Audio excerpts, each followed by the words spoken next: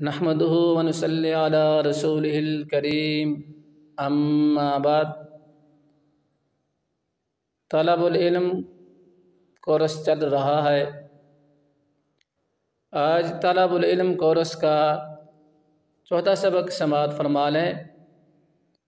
چوتھا سبق کے اندر آمنت باللہ، میں ایمان لایا اللہ پر، اس کا کیا مطلب ہے تفصیل کے ساتھ ہم پڑھیں گے انشاءاللہ۔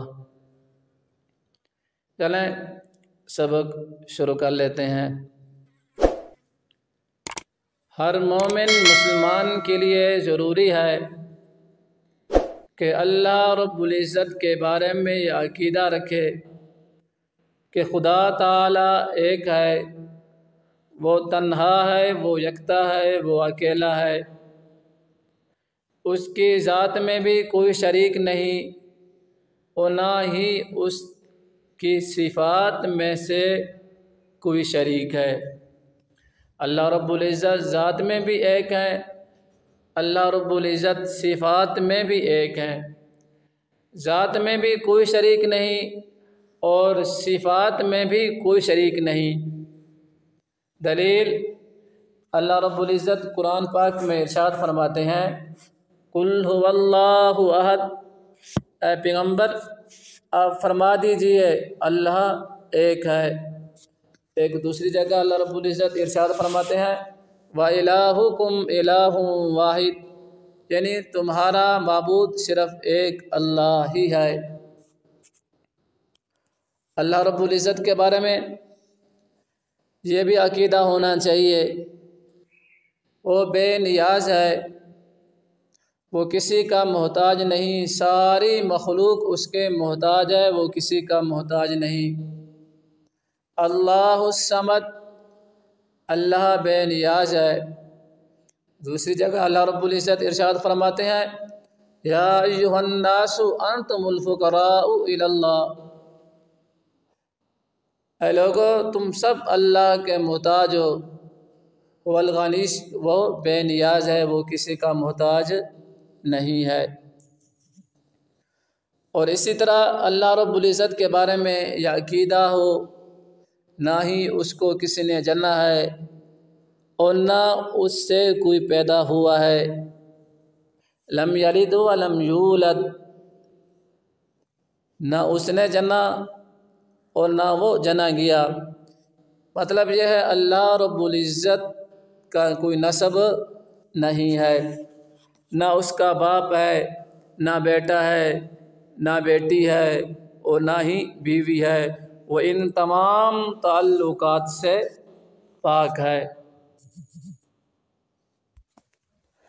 اور وہ بے مثل اور بے مثال ہے۔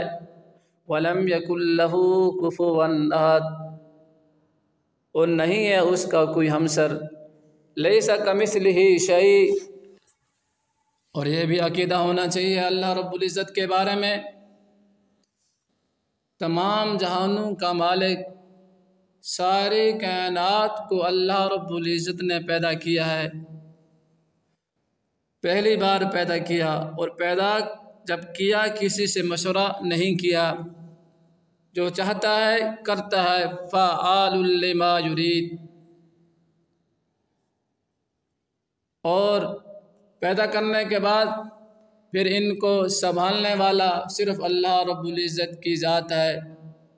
زمین اور آسمان، سورج، چاند، سب کچھ پیدا کرنے کے بعد پھر ان کو سنبھالنے والا ہے، اور اپنی مخلوق کو رزق دینے والا صرف اور صرف اللہ رب العزت کی ذات ہے۔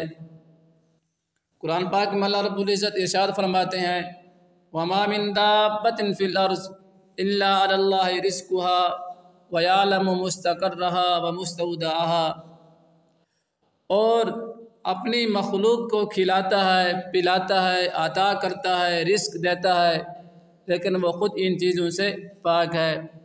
اللہ رب العزت ارشاد فرماتے ہیں قُلْ أَغَيْرَ اللَّهِ أَتَّخِذُ وَلِيًّا فَاطِرِ السَّمَاوَاتِ وَالْأَرْضِ وَهُوَ يُطْعِمُ وَلَا يُطْعَمُ، اے پیغمبر آپ فرما دیجئے خدا کو چھوڑ کر کسی اور کو مددگار بناتے ہو، اسی نے آسمانوں کو بنایا، اسی نے زمین کو بنایا۔ وَهُوَ يُطْعِمُ وَلَا يُطْعَمُ، وہ سب کو کھانا دیتا ہے، سب کو کھلاتا ہے، وہ خود کھانے سے پاک ہے۔ اور یہ بھی عقیدہ ہونا چاہیے دنیا جہان میں جو کچھ بھی ہو رہا ہے سب اللہ رب العزت کے علم میں ہے۔ اللہ رب العزت سے کوئی چیز مخفی نہیں ہے۔ اللہ رب العزت ارشاد فرماتے ہیں وَعِندَهُ مَفَاتِحُ الْغَيْبِ لَا يَعْلَمُهَا إِلَّا هُوَ، اسی کے پاس غیب کی کنجیاں ہیں، اس کے سوا کوئی نہیں جانتا۔ وَيَعْلَمُ مَا فِي الْبَرِّ وَالْبَحْرِ، اور وہ جانتا ہے جو کچھ خشکی میں ہو رہا ہے، جو کچھ سمندر میں ہو رہا ہے۔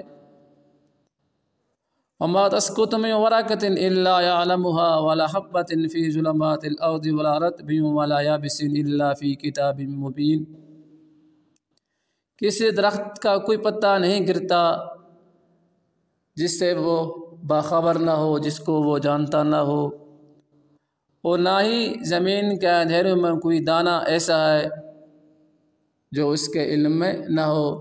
سب کچھ اللہ رب العزت کے علم میں ہے، جو کچھ بھی دنیا میں ہو رہا ہے۔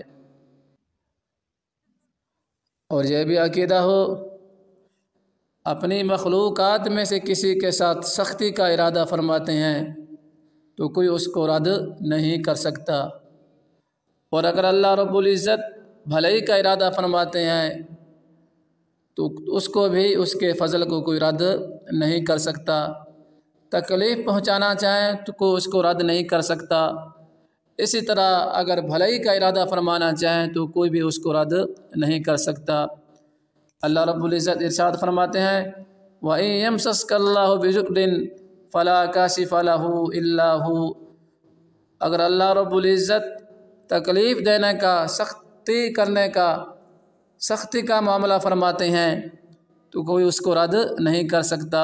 وَإِن يَمْسَسْكَ بِخَيْرٍ، اگر بھلائی کا ارادہ فرماتے ہیں فَلَا رَادَّ لِفَضْلِهِ، اس کے فضل کو کوئی رد نہیں کر سکتا۔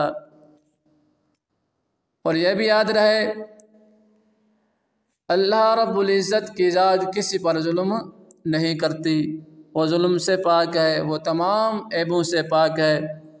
اللہ رب العزت ارشاد فرماتے ہیں ان اللہ لا یظلم مثقال ذرہ، خدا کسی پر ذرہ برابر بھی ظلم نہیں کرتا،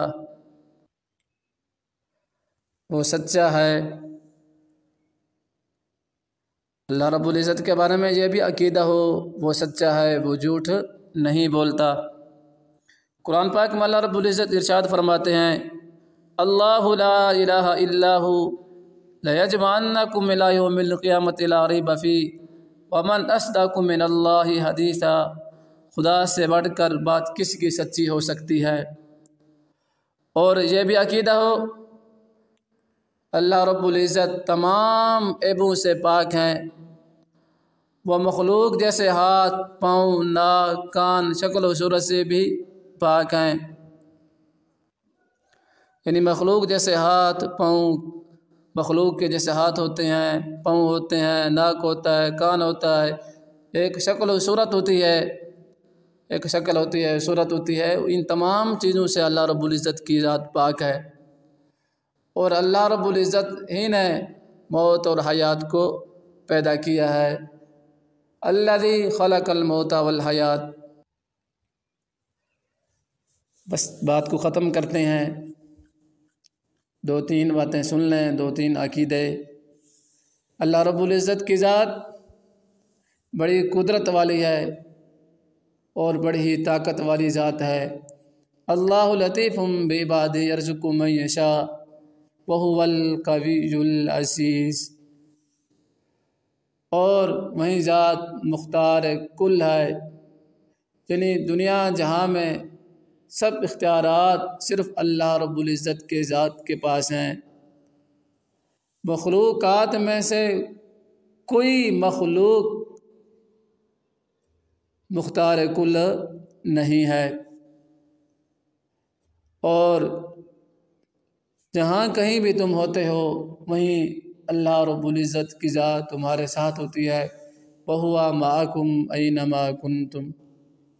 اللہ رب العزت سے دعا ہے اللہ رب العزت ہم سب کو اچھے اعمال کرنے کی توفیق عطا فرمائے اور قرآن و حدیث کے مطابق اپنے عقائد رکھنے کی توفیق عطا فرمائے، آمین۔